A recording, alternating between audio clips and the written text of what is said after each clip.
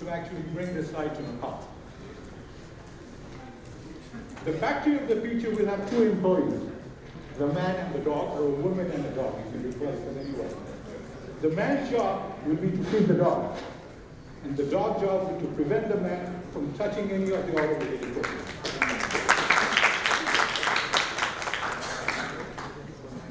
So what is threat intelligence? I have taken two very precise definitions that the entire intelligence, the threat intelligence industry has been driven by. The first one was from Gartner back in 2014, and the second one is from SANS. I have highlighted some of the keywords that you need to understand. Sorry, I have highlighted some keywords that you need to understand. Evidence-based knowledge, it's very important. Context, what kind of context are we trying to deal with? Mechanisms, indicators, implications, and above all, the most important thing in threat intelligence is actionable advice. Something you can act on. If it is something that you cannot act on, it becomes very difficult. You don't have a business case. It's very important to have an actionable advice. So in going so, I want to start with two definitions that are very important. Not only looking at from a SIM perspective, where you're talking about individual pieces of information that are observable, but also trying to look at collection of observables, which are indicators of compromise. How is our system being compromised? What are the indicators? How can we act on these indicators? What is the context? So when we move into the deeper side of threat intelligence, it's important to keep in mind two very important things. The first one is more internal. That is called internal enrichment. Things from your logs, coming from your HR department. The case might be open, the person might be moved to a different department, segregation of duties, or toxic privileges. Facilities, has a facilities been compromised before? Is it a prime target for hackers or anybody else who come in and play with our system? And third, changes in releases. The presenter earlier made that point very clear. Are the changes happening that could impact our security posture? Now this is a very difficult topic to talk about because not only in Nepal, in a lot of surrounding countries, our neighbors and even developed countries, we have very sophisticated machines. We have very sophisticated framework, but we don't have the right people behind to actually make use of it. So the important part here is building that capability. Second, external enrichment, site searching. What are the attacks that are happening in our neighboring countries? What are attacks that are happening in neighboring industry? What are other fellows doing to sort that attack? Wildfire reports. Very often, companies like Palo Alto comes out with wildfire reports. Now these are some of the things that organizations enrich themselves, understand where the threats are actually coming. The second part is the external threat intel. Inbound store information that you are getting about security breaches. Now, there are two protocols that I'm going to talk about. 2014, it was developed by Department of Homeland Security in the US. STIX and TAXI. These are automated information that come to you that provides you information about cyber threat information.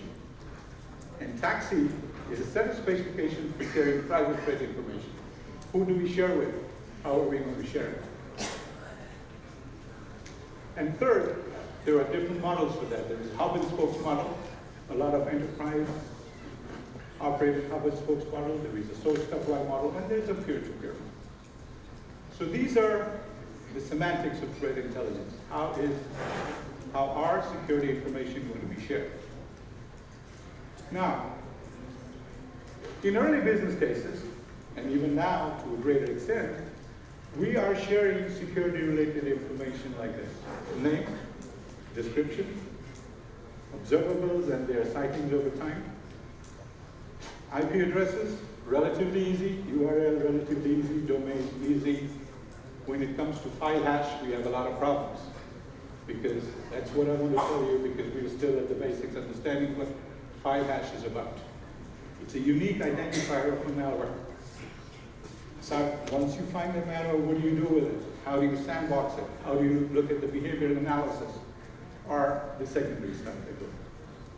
So all these threat intelligence that you gather, both from enrichment that is coming within your organization, very often we ignore the internal threat. That's why we're only half part of the enrichment process. They are stored in enterprise threat repository, or I call it the IOC repository. These stores observables. What did we observe? What are the indicators of compromise? How do we say the system has been compromised? And the attack mode methods. How was it attacked? What was involved with that? And these are some of the information that are passed on through state syntax. Now this is still advanced. This is how the real threat intelligence is gathered. And I wanted to share this with you because then you start realizing that how information is shared, gathered in an automated way. There is no human-to-human communication when it comes to sharing information. Because human-to-human communication does not work for security, cybersecurity. You have security incidents and entities that you subscribe to or you integrate in your system, and handling injection. These are some of the areas where the repo is populated through. So handling injection is like a malware, an exploit kit is a tool that cyber criminals to use to exploit.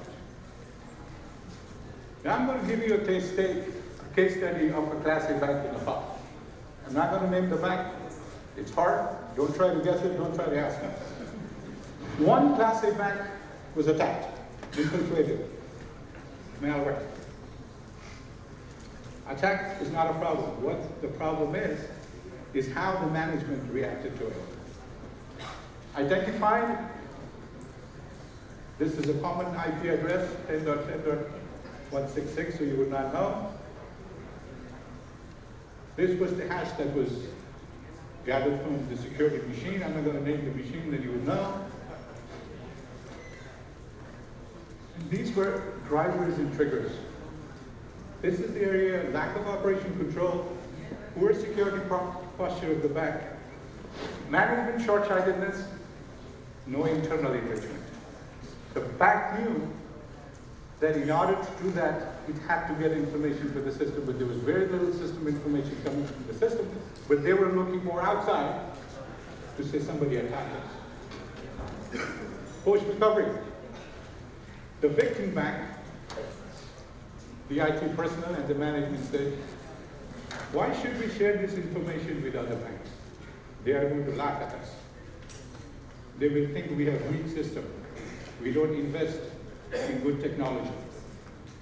Other banks were saying this bank has challenged systems and demoted staff with low morale. So this is the common problem in many of the developing countries.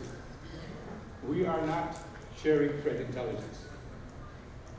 We want to hide intelligence, and that intelligence may not prove good to yourself or to other people. So, the threat repo, the repository I talked about, it could be populated, and you can leverage threat intel repo to do a lot of things: correlation, trigger events, enrich incidents, and you can provide a context impact. What is the context we have here? You can search the old repo, you could do prioritization, and you can also use repo contents to trigger site-sync searches or threat check. So what should you share? And how should you share it? You don't share everything. You know, human beings, when they share information, they're very subjective. What they want to share, what they don't want to share. Time to detect. Time to remediate. How much time did it took us to detect? How much time did it take us to solve the problem? Good data enables good decision making. Timely data enables timely decision. So share what you know, share the observables, indicators and compromise, and share the context, because without the context, those information is going to have very little value. So timely and relevant data enables timely decision making. The bad guys. Share tools, tactics, and procedures.